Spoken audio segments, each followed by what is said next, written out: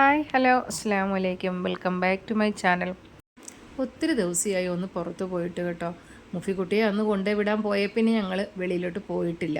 എങ്ങോട്ടേലും എല്ലാവരും കൂടി ഇറങ്ങണേ എന്ത് പാട് ഇറങ്ങുന്ന പൂച്ചയുടെ എല്ലാ കാര്യങ്ങളും നോക്കാതെ ഞങ്ങൾ ഒരിടത്തോട്ട് ഇറങ്ങുകയില്ല. അപ്പം ആരെങ്കിലുമൊക്കെ ഒരാളെ വീട്ടിൽ നിർത്തും. ഉച്ച കഴിയുമ്പോൾ നമ്മൾ തിരിച്ചെത്തും എന്നുള്ളതുകൊണ്ട് നമ്മൾ 3 പേരും കൂടെ ഇറങ്ങി. അങ്ങനെ വണ്ടിക്ക് ശകല ഇന്ധനമൊക്കെ കൊടുത്തിട്ട് അവിടുന്ന് യാത്ര തിരിച്ചു കേട്ടോ. ഇതാണ് വാവരുപള്ളി കേട്ടോ. എല്ലാവർക്കും അറിയാവുന്നതായിരിക്കും, എന്നാലും ഞാനൊന്ന് പറയുകയാണ്. ഇപ്പോൾ എത്ര ശാന്തതയോടെ കിടക്കുന്ന എരുമേലി ആകണമെങ്കിൽ അയ്യപ്പ ഭക്തന്മാർ വന്ന് നിറയണം കേട്ടോ. ആ 2 മാസക്കാലം എല്ലാവരുടെയും ഒരു പ്രതീക്ഷ കൂടെയാണ്. കച്ചവടക്കാർ ലക്ഷങ്ങളും കോടികളുമായിട്ട് എടുക്കുന്ന കച്ചവടം എടുത്ത് ഗ്രൗണ്ട് ലേലം എടുക്കുന്നവർ ഒരുപാട് പ്രതീക്ഷയോടെ നമ്മൾ എടുക്കുന്നതാണ്. ആ 2 മാസം കൊണ്ട് ഇതെല്ലാം വീടുമെന്നുള്ളൊരു പ്രതീക്ഷയും. അങ്ങനെ എരുമേലിയെല്ലാം ഇതാണ് നമ്മളിപ്പോൾ കാണാൻ വേണ്ടി പോകുന്ന വലിയമ്പലമാണ്. ഇവിടെ നിന്ന് ഞങ്ങൾ യാത്ര തുടങ്ങുന്നത് കേട്ടോ. എവിടെ നമ്മൾ പോകണമെങ്കിലും ഈ 2 സ്ഥലങ്ങൾ നമ്മൾ കവർ ചെയ്ത് ഞങ്ങൾക്ക് പോകാൻ പറ്റുള്ളൂ. ഞാൻ 9ാം ക്ലാസ്സിൽ പഠിക്കുന്നവരെയും അത്തായ കടയെടുക്കുമായിരുന്നു കേട്ടോ. ആ കടയെടുക്കുമ്പോഴത്തേനും എന്നോട് പറയുന്നതാണ്, ഞങ്ങൾ എന്തെങ്കിലുമൊക്കെ കാര്യങ്ങൾ വാങ്ങിച്ചു തരാമോ എന്ന് ചോദിക്കുമ്പോൾ അമ്മയാണേലും അത്തായാണേലും പറയുന്നൊരു കാര്യം, അയ്യപ്പക്കോള് വരട്ടെ വാങ്ങിക്കാൻ കേട്ടോ എന്ന്. അതുവരെയും ഈ 10 മാസക്കാലം എന്തെങ്കിലുമൊക്കെ കടങ്ങളോ കാര്യങ്ങളൊക്കെ ഉണ്ടെങ്കിൽ ആകെ പ്രതീക്ഷ തരുന്ന ഞങ്ങൾക്ക് അയ്യപ്പക്കോളാകുമ്പം നമുക്ക് വാങ്ങിക്കാൻ പറ്റുന്നു. അപ്പം ഞങ്ങൾ എപ്പോൾ വരുന്നുണ്ടോ ആ ഡിസംബർ മാസം, ഡിസംബർ ജനുവരി, പിന്നെ ഈ 2.5 മാസം കാലം ആ സമയം വരെയും നമുക്ക് വാങ്ങാം എന്നുള്ള ഒരു പ്രതീക്ഷയും ഞങ്ങൾക്ക് വാങ്ങിത്തരാൻ പറ്റും എന്നുള്ള പ്രതീക്ഷ അവർക്കും ഉണ്ടാവും. പിന്നെ എല്ലാവരും കട എടുക്കുമെന്നൊക്കെ പറയുമ്പോഴും എടുത്തെന്ന് പറയുമ്പോഴും ഞങ്ങൾക്ക് ഭയങ്കര സന്തോഷമാണ്. എന്നാന്ന് വെച്ചാൽ ഞങ്ങൾക്ക് ഞാൻ പറഞ്ഞല്ലോ, ചെറുതിലെ ഞങ്ങൾക്ക് കട എടുക്കുമെന്ന് പറയുമ്പോഴും കട കെട്ടുന്നത് പിറക്കുന്നത് കടയിൽ പോയി കഴിക്കാൻ പോകുന്നത്, ചിലപ്പോൾ ആഹാരം എല്ലാം ഉണ്ടാക്കിക്കൊണ്ട് ഉമ്മ പിന്നെ കടയിൽ കൊണ്ടുപോയി വെക്കും. അപ്പോൾ ഞങ്ങൾ സ്കൂൾ വിട്ട് കഴിഞ്ഞ് ഗ്രൗണ്ടിലോട്ടായിരിക്കും ചെല്ലുന്നത്. കടയിലിരുന്ന് ഞങ്ങൾ എല്ലാവരും ഒരുമിച്ചിരുന്ന് കഴിക്കും. ഉമ്മമ്മായി ഒറ്റയ്ക്കിരുന്ന് കഴിക്കില്ല, ഞങ്ങളോടൊപ്പം ഇരുന്ന് കടയിൽ വെച്ചേ കഴിക്കുകയുള്ളൂ. സ്കൂൾ വിട്ട് കഴിഞ്ഞാലും ഞങ്ങൾ കടയിലോട്ടാണ് ചെയ്യുന്നത്. വൈകിട്ട് ഉമ്മമ്മ അത്തച്ചിക്കും അമ്മക്കൊക്കെ കഴിക്കാനുള്ള ആഹാരം കൊണ്ടുവന്ന് കഴിയുമ്പം ഇവിടെ ഇരുന്ന് കഴിച്ചിട്ടാണ് ഞങ്ങളെയും കൊണ്ട് വീട്ടിലോട്ട് വന്ന് കിടക്കുന്നതൊക്കെ.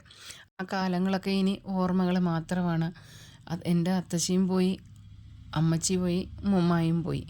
പിന്നെ ആരുമില്ല, ഞാനും അനിയത്തിയും മാത്രം. പിന്നെ ബന്ധുക്കളും സ്വന്തക്കളും കൂട്ടുകാരും എല്ലാം ഉണ്ടെന്ന് പറഞ്ഞാലും അവരൊക്കെ ഉള്ളതുപോലെ ആരും അകല്ല.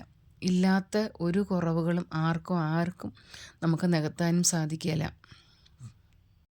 അങ്ങനെ ഞങ്ങൾ ചങ്ങനാശ്ശേരി എത്താറായി. വിശപ്പിൻ്റെ വിളി നല്ലോണം ഉണ്ട്. രാവിലെ ഒന്നും ഞങ്ങൾ കഴിച്ചു, പക്ഷെങ്കിൽ ഇളയാൾ കഴിച്ചിട്ടില്ലായിരുന്നു. അത് പേടിച്ച് പറയുകയില്ല, ചപ്പാത്തി ചുട്ട് വെച്ചത് കഴിച്ചിട്ടുമില്ല കേട്ടോ. അങ്ങനെ ഞങ്ങൾ എത്തേണ്ടത് എവിടെയാണോ അവിടെ ഞങ്ങൾ എത്തി കേട്ടോ. ഒത്തിരി നാൾ കൂടിയാണ് ഇപ്പം ഇങ്ങോട്ട് എത്തുന്നത്. എൻ്റെ അമ്മച്ചി ഉണ്ടായിരുന്നപ്പം സ്ഥിരം ഇവിടെ ഒരു വരവുള്ളതാണ്. എല്ലാ വ്യാഴാഴ്ചയും ഇവിടെ വരും. അമ്മയുടെ കൂടെ ചിലപ്പം അനിയത്തി കാണുമായിരിക്കും, ഇല്ലെങ്കിൽ അനിയത്തിയുടെ മോളോ പിന്നെ എൻ്റെ മൂത്ത മോളോ ഒക്കെ കാണുമായിരിക്കും. അപ്പോൾ ആ ഒരു വരവ് ഞാൻ പതിവാക്കാറില്ല, എങ്കിലും എനിക്ക് തോന്നുമ്പം ഞാൻ ഇവിടെ എത്തിപ്പെടുകയും ചെയ്യും. അതുകൊണ്ട് ഇവിടെ വരുമ്പോൾ ഭയങ്കര ഒരു സമാധാനമാണ്. നമ്മൾ എത്ര വേദനകളാണെങ്കിലും പ്രക്കാണെങ്കിലും അപ്പം അതിനുവേണ്ടി ഒന്ന് വന്ന് ഇവിടെ എത്തും ഞങ്ങൾ കേട്ടോ.